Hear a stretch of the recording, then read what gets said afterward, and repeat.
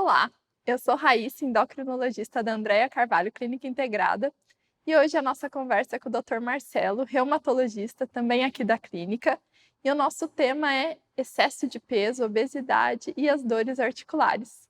Tudo bom, Dr. Marcelo? Tudo bem, doutora, tudo bem. E vamos conversar um pouquinho a respeito dessa ligação que a gente tem, né, com os Sim. pacientes, como que o excesso de peso acaba interferindo nas questões articulares, das doenças articulares.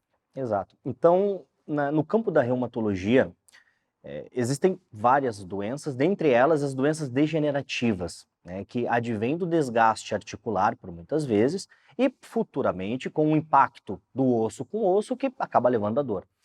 E claro, como a gente está falando de condições mecânicas, o excesso de peso ele acaba impactando diretamente nas grandes articulações, pés, joelhos, coluna, quadris e, por incrível que pareça, até na artrose de mãos. O que até não faz tanto sentido se você for pensar, porque você não anda com a mão. Entretanto, o paciente obeso, principalmente, sobrepeso e obesidade, acaba tendo um status inflamatório, que é deletério para as articulações a médio e longo prazo. A obesidade, a doutora, claro, acaba tendo esse nicho bem maior, mas o que a gente conseguiu notar até no consultório foi que cresceu bastante o número de pacientes obesos, certo, doutora? Sim, exatamente. A gente vê que as condições, né, os hábitos de vida hoje cada vez têm predisposto mais o excesso de peso e cada vez mais precoce, né? Exato. O que a gente costumava ver muitas vezes acima dos 40, acima dos 50 anos, hoje está caindo para uma faixa abaixo dos 30. Não sei se é uma realidade também no consultório da doutora. Sim, a gente vê, na verdade, desde a infância e isso vem somando. Então, os problemas vêm somando. A obesidade hoje ela já é correlacionada com mais de 130 doenças. Então, a gente está falando de doenças articulares, de outras doenças crônicas, hipertensão, diabetes, problemas de colesterol, casos de câncer. Então, cada vez a obesidade é mais relacionada, é um fator de risco para outras doenças e isso vai se somando. E muitas das vezes os pacientes chegam para você com as dores articulares, mas quando a gente vai vendo o motivo que levou tudo isso, o excesso de peso contribui bastante. Exato. O que a gente acaba tendo, até pela literatura, é que o primeiro passo, quando a gente vai pensar em doença osteodegenerativa, ela consiste em mudança de estilo de vida, certo? Eu sempre tenho o costume de dizer, a artrose não é uma condição de apenas tomar comprimido. Se você continua executando as mesmas coisas da mesma maneira, é muito difícil que você vai ter um resultado diferente. Então, a ideia primordial sempre é a mudança de estilo de vida. A comparatibilidade entre os estudos é que a mudança de estilo de vida com dieta e perda de peso de cerca de 10% do peso corporal inicial ao qual o paciente se apresenta, vai ter uma melhora na qualidade de vida em até 80, de 50% a 80%, dependendo dos estudos, além do que a melhora na dor ela é comparável com o uso de anti-inflamatório não esteroidal, então os diclofenacos, cataflã da vida.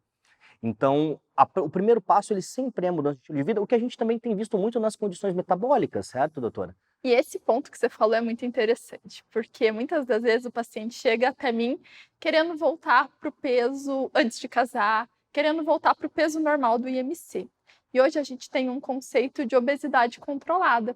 Esse ganho, essa perda de peso a partir de 5%, ela melhora muito a qualidade de vida e melhora as comorbidades, os problemas associados. Então eu falo para o paciente, não precisamos chegar nesse objetivo para já colher os benefícios. Então, 5% de perda de peso, então, um paciente que chega com 80 quilos, ele perder 4 quilos, gente, já vai ter benefício. Perdeu 8 quilos, que corresponde a 10%, mais benefícios ainda, e esses benefícios são bem importantes. Então, não precisamos normalizar um IMC para ter esses benefícios. A gente consegue ver muito antes o resultado e você vê dessa parte também na parte Sim. articular. E é interessante que, por muitas vezes, a complicação não se manifesta apenas na articulação, e sim no componente de generalização de dor. Então, é muito comum o paciente vem inicialmente com uma dor no joelho, uma artrose inicial de joelho, não consegue melhorar aquilo, e tanto por distúrbio da marcha, por posições viciosas, o paciente vai agregando dores. É como se a dor do joelho espalhasse para o resto do corpo. Alguns estudos mostram que a perda de peso e a mudança, principalmente de estilo de vida, acaba sendo um catalisador para a melhora da dor generalizada do paciente como um todo. Então, talvez corroborando até aquelas hipóteses mais do componente do paciente obeso ser pró-inflamado. né, que vai bater com componente diabetes, com componente hipertensão, com componente risco cardiovascular e até com componente oncológico, né, como a doutora mesmo comentou. E a gente vê que muitas das vezes esse paciente tem uma dificuldade em enxergar a obesidade como doença também, né? Ah, sim. Eu acho que talvez venha até da ideia de que o gordinho é o saudável, né? Criança gordinha é criança saudável, ou quando a gente pensa até em componentes de a criança que nasce com mais de 4 quilos nasceu esbanjando saúde, coisa que, na realidade, hoje de diabetes gestacional, do avanço da ciência, a gente sabe que não é bem assim, né? Isso, a gente tem que desmistificar. E o pedir ajuda é muito importante nesses casos. Obesidade não é só fechar a boca, não é algo simples de tratar. Hoje a gente vê a complexidade do hipotálamo, que regula apetite, regula fome, saciedade. Então, é algo central, é algo cerebral. Então, é muito difícil isso de realmente o paciente sozinho conseguir. Essa rede de apoio, a gente vê que ela é importante em várias doenças. Isso inclui a obesidade. A obesidade tem que ser vista como doença. Do mesmo jeito que hipertensão pode exigir um tratamento, exige um tratamento de redução de sal, de alimentação, de cuidados com medicação, a obesidade também. Por que essa dificuldade em ver o tratamento de obesidade como algo ruim? O tratamento de obesidade não é para quem é fraco, é para ajudar. Se a gente tem um problema, um diagnóstico, por que não tratar da melhor maneira? Qual a dificuldade de encarar a obesidade, né? E muitas das vezes a gente vê que os profissionais têm essa dificuldade de ver. Obesidade é difícil de tratar. O paciente não é só ele querer mudar, é algo muito mais complexo. Eu falo que o cérebro boicota, porque realmente você começa a restringir calorias, sua fome aumenta. Isso é comprovado. Então, restringir, minha fome aumentou. Ei, tá mais difícil de controlar. E aí entra os profissionais para ajudar nessa parte da endocrinologia, para ver o paciente qual que é o perfil de alimentação, é mais doce, é mais salgado, é mais beliscar ou é aquele pratão da hora do almoço, onde está a dificuldade? Que daí a gente direciona tratamento, a gente consegue elaborar estratégias e metas palpáveis para ter resultados bons.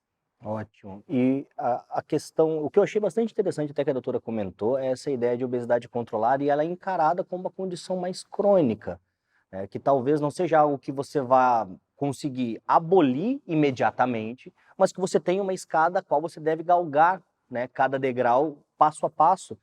Isso é bastante interessante até para fortalecer o paciente, porque os resultados eles não vão vir imediatamente, certo? Mas as melhoras nos primeiros 6 meses elas são bastante substanciais, né? Então, criar coragem para talvez começar isso, não só pensando no enfoque de dor articular, mas no contexto hoje de saúde holística mesmo como um todo. Mudança de estilo de vida fundamental para todo mundo, cada vez mais a gente tem vendo em todas as doenças, as condições crônicas, atividade física parece que não faz mal, então é bom todo mundo ter a sua dose de atividade física, alimentação adequada, né?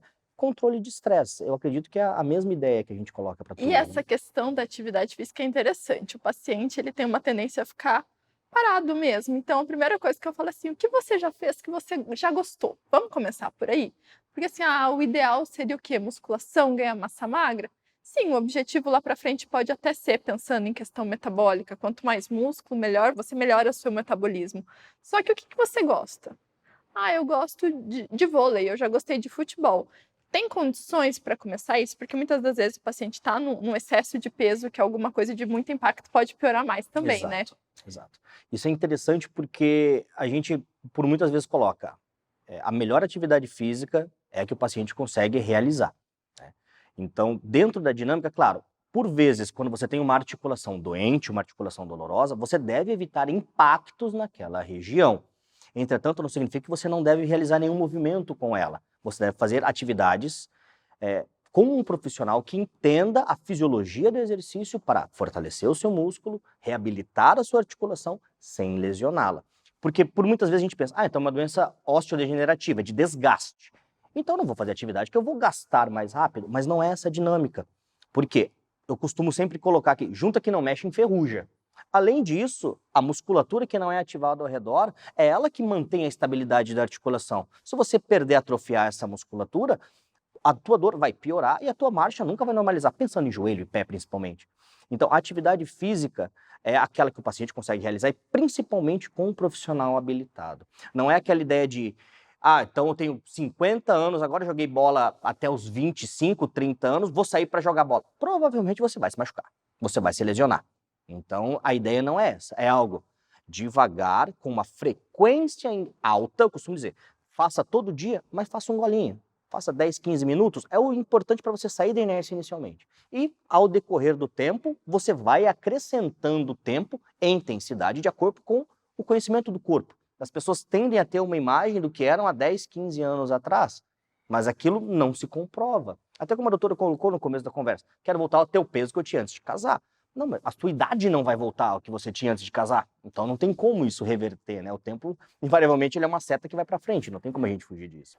E é interessante essa parte em relação ao exercício físico, a gente sempre pede para o paciente buscar algo que ele tenha prazer, que ele se identifique, lógico que dentro da limitação, mas é isso mesmo, começar devagar, isso é importante. Para corpo que está parado, qualquer gasto energético vai ajudar no processo de emagrecimento. Então, e essa parte do peso, a gente vê que é muito interessante no processo de emagrecimento, que muitas das vezes o paciente chega com a ideia inicial, não quero voltar para o peso que eu tinha antes de casar, antes de engravidar, só que o corpo é diferente, a pele é diferente, então isso tudo a gente vê que vai mudando ao longo do tratamento.